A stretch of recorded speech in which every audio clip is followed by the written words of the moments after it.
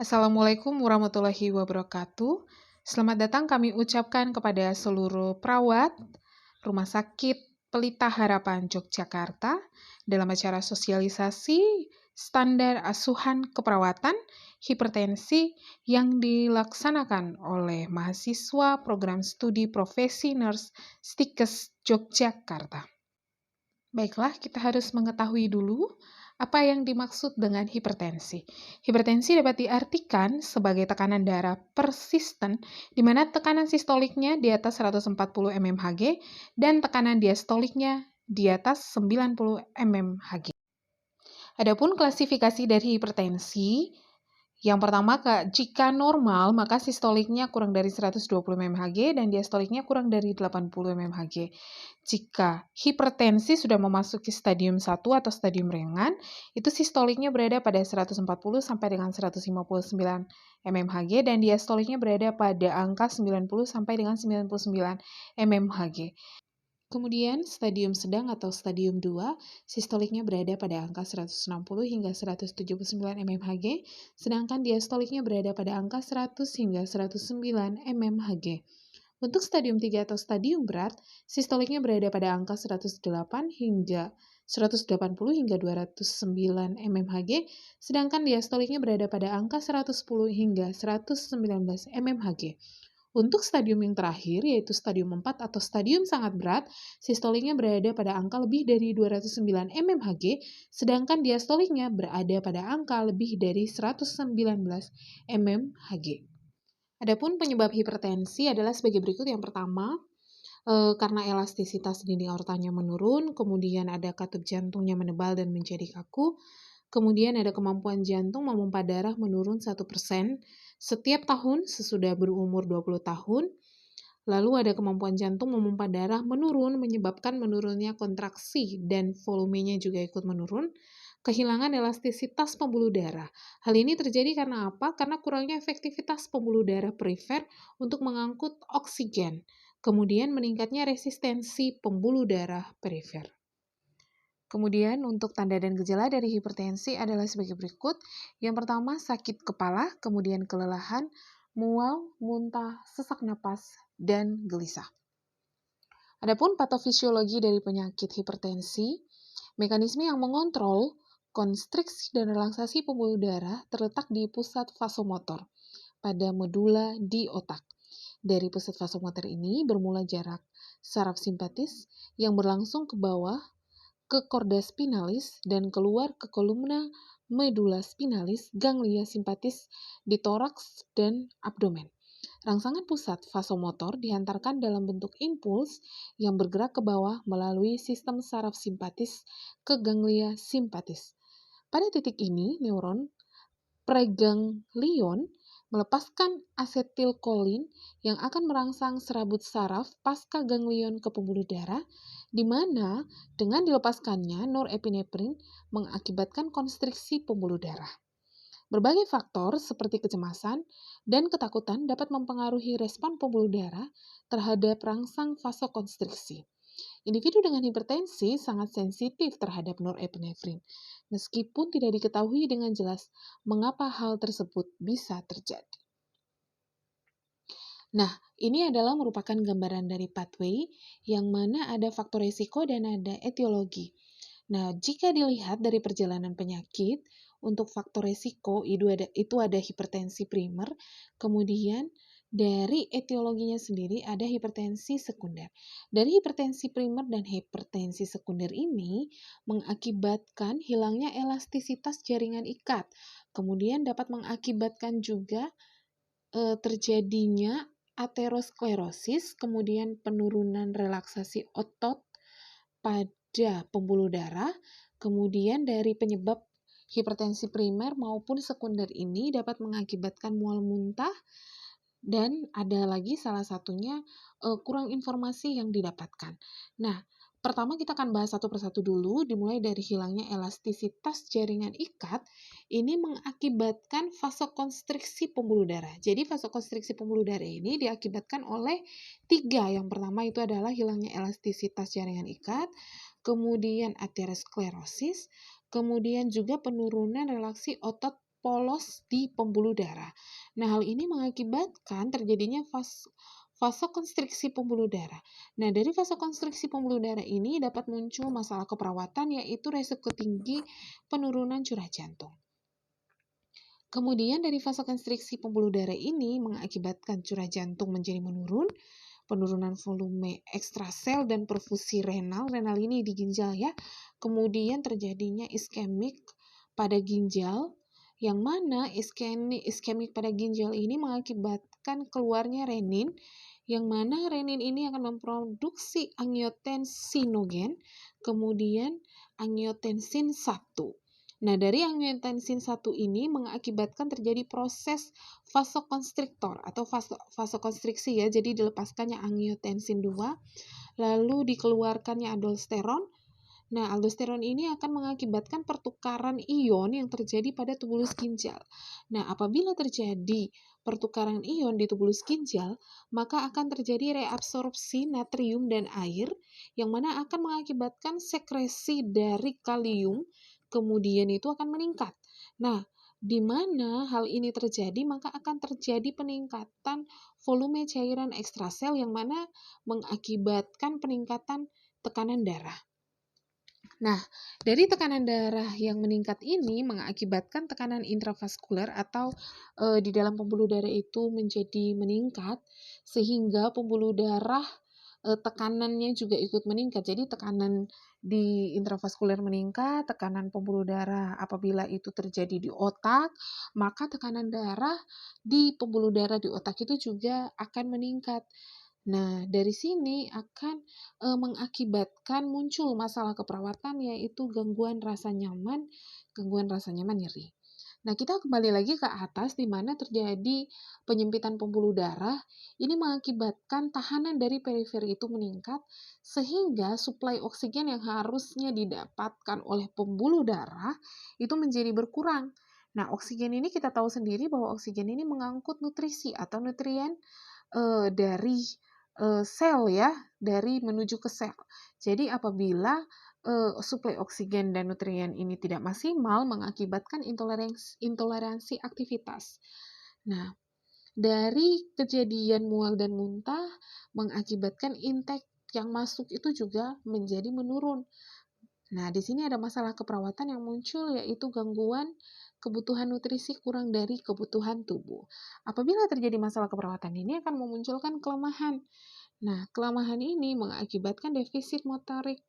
Nah, apabila seseorang mengalami defisit motorik, maksudnya di sini adalah motorik, mobilitasnya menjadi menurun. Nah, di sini mengakibatkan bisa muncul masalah keperawatan, yaitu resiko cedera. Dari resiko cedera ini ada ternyata penyebab lain yang bisa mengakibatkan resiko cedera. Yang mana tadi, apabila tekanan di intrakranialnya meningkat, mengakibatkan TIK meningkat, kemudian diikuti dengan TIO, ya, okulernya juga meningkat, mengakibatkan gangguan penglihatan dan defisit pandang jadi menurun, sehingga mengakibatkan resiko cedera. Baik, kita akan lanjut. Bagaimana sih untuk penata laksanaan medisnya? Nah, untuk penata laksanaan medis ada dua ya. Yang pertama dengan cara non-farmakologi. Di sini adalah pengaturan diet ya, jadi pembatasan dan pengurangan konsumsi garam. Kemudian ada pengaturan aktivitas, disarankan untuk beraktivitas ringan ya, seperti berjalan, jogging, bersepeda, ataupun berenang. Sedangkan kalau untuk penata laksanaan farmakologi sendiri, di sini memilih obat-obat, yang mana obat-obatnya ini adalah untuk obat antihipertensi. Nah, secara garis besar itu ada beberapa hal yang harus diperhatikan dalam pemberian obat antihipertensi, di mananya mempunyai efektivitas yang tinggi, kemudian ada juga efek samping, kemudian memungkinkan penggunaan obatnya itu secara oral. Nah, memungkinkan penggunaan obatnya itu juga jangka panjang. Nah, di sini ada golongan obat-obat yang biasanya diberikan pada klien dengan hipertensi, misalnya golongan diuretik, golongan beta blocker, kemudian golongan antagonis kalsium, golongan penghambat konversi renin angiotensin. Selanjutnya ada komplikasi yang disebabkan oleh hipertensi. Nah, adapun komplikasinya bisa mengakibatkan serangan jantung, gagal jantung, stroke, dan gagal ginjal. Dari penyebab-penyebab ini, komplikasi-komplikasi ini ya, bisa mengakibatkan munculnya penyakit jantung sekitar 33%, yang mana akan berujung pada stroke, sementara 10-15%-nya itu akan meninggal akibat gagal ginjal. Nah, dalam penata laksanaan keperawatan dimulai dari pengkajian. Nah, di pengkajian ini harusnya diperhatikan ya, dimulai dari pengisian identitas, kemudian pengisian tanggal, kemudian diagnosa medisnya apa, waktu saat dilaksanakan pengkajian itu harus dituliskan secara lengkap. Perawat yang bertugas atau perawat yang melakukan pengkajian namanya juga harus tertera lengkap pada format pengkajian. Nah, saya akan membahas di sini secara umum terkait dengan pengkajian. Nah, di pengkajian ada aktivitas dan istirahat. Kemudian bisa dilihat misalnya di aktivitas dan istirahat bagaimana gejalanya, apakah ada kelemahan, letih, napasnya menjadi sesak, kemudian tanda-tandanya misalnya frekuensi jantungnya meningkat, perubahan irama jantungnya juga menjadi irregular, ya, apakah ada takipneu, kemudian nanti akan dilihat di sirkulasinya, apakah mempunyai riwayat hipertensi, adakah penyakit jantung koroner, kemudian adakah kenaikan tekanan darah, nadinya apakah berdenyut secara jelas dari karotis jugularis, radialis, takikardi. Nah, ini harus diperhatikan pada bagian sirkulasi. Nah, nanti ada di bagian integritas, ego, nanti dilihat gejalanya, apakah ada riwayat perubahan kepribadian, apakah ada ansietas, ada faktor resiko, misalnya berhubungan dengan keuangan yang berkaitan dengan pekerjaan. Nah, di sini akan dilihat tandanya seperti apa. Apakah suasana hatinya berubah, gelisah, kemudian bisa menangis, mukanya menjadi tegang, pernapasannya seperti menghela napas, kemudian peningkatan pola bicara yang seperti tergesa-gesa atau menjadi emosi seperti itu. Nah, di sini untuk pola eliminasi sendiri, gejalanya nanti akan diperhatikan apakah ada obstruksi atau misalnya ada riwayat penyakit ginjal pada masa lalu. Untuk makanan atau cairan, makanan yang disukai yang mencakup makanan tinggi, garam, nah ini harus diperhatikan pada pasien-pasien ditanyakan, apakah makanannya itu tinggi garam, kemudian apakah menyukai makanan yang berlemak, karena lemak ini dapat memicu terjadinya kolesterol ya. Kalau terjadi kolesterol itu akan terjadi penyempitan di pembuluh darah sehingga suplai oksigennya itu menjadi berkurang, yang mana tadi kita sudah dijelaskan pada pathway.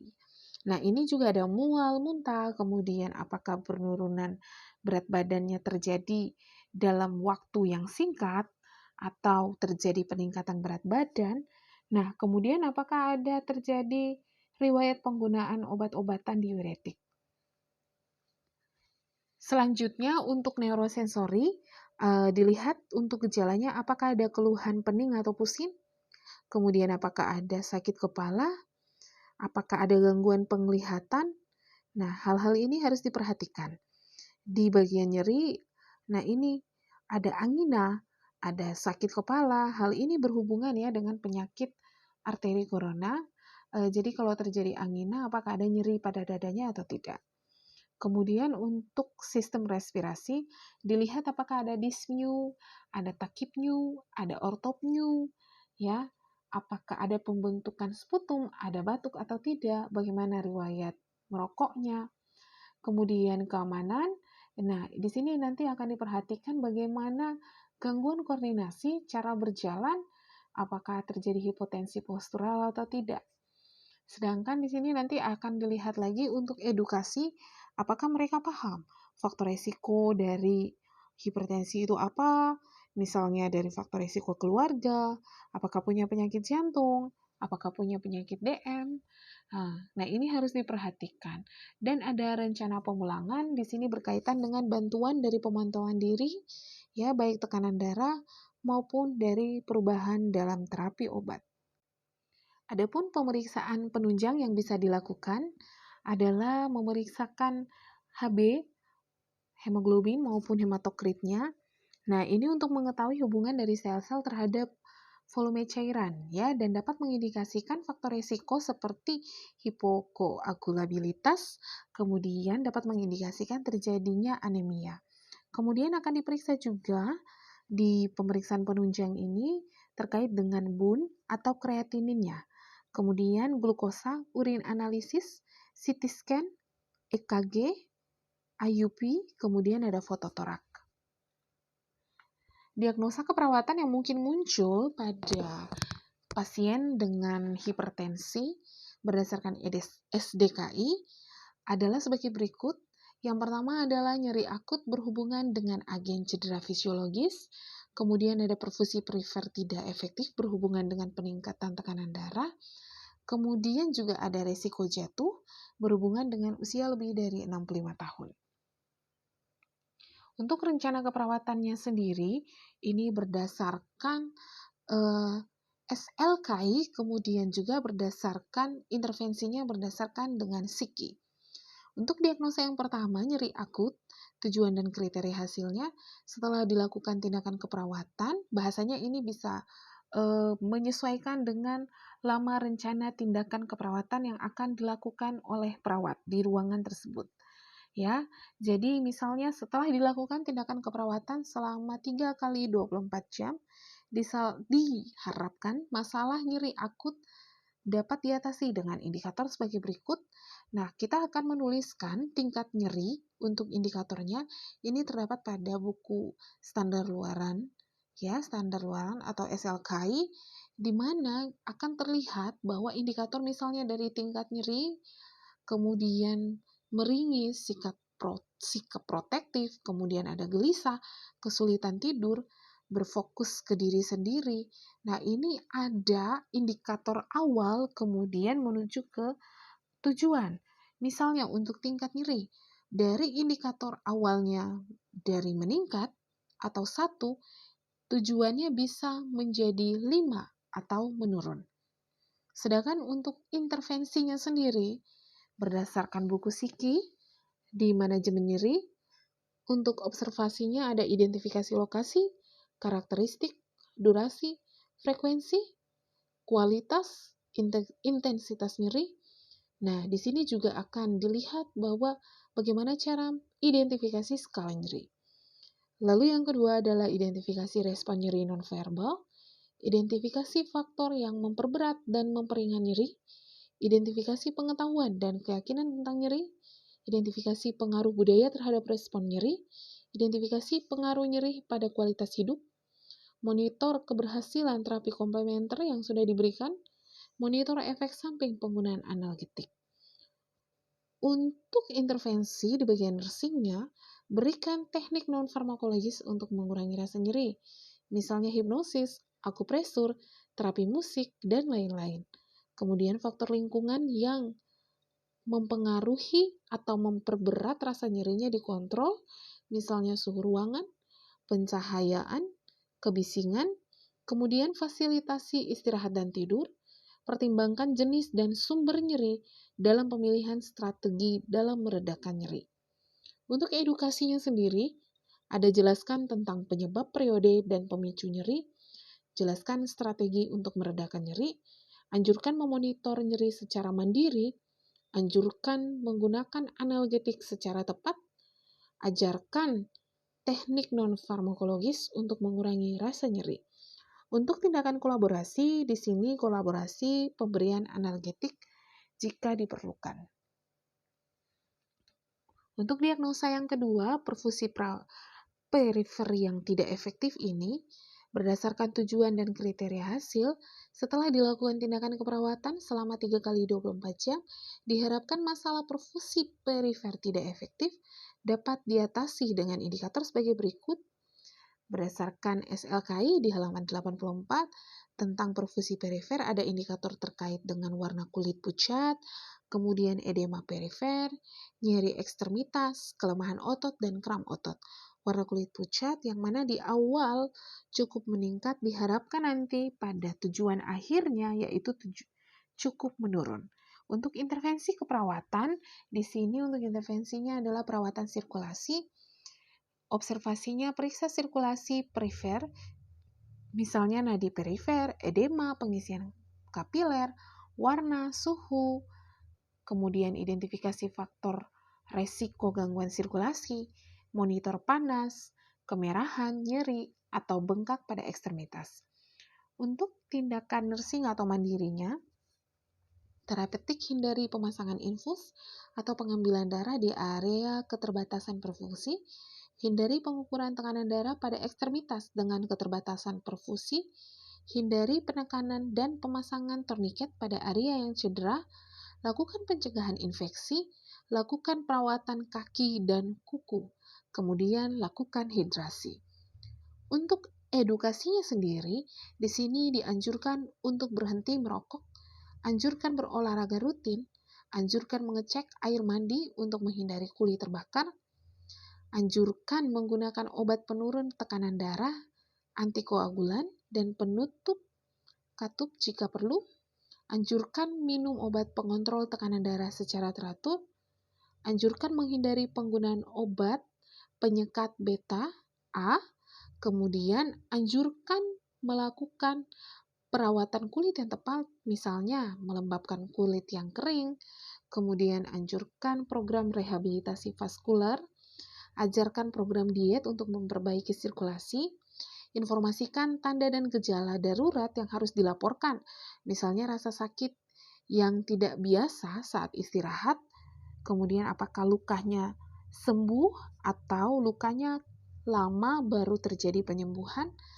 kemudian menghilangnya rasa atau neuronya berkurang ya, sensorinya mengalami penurunan.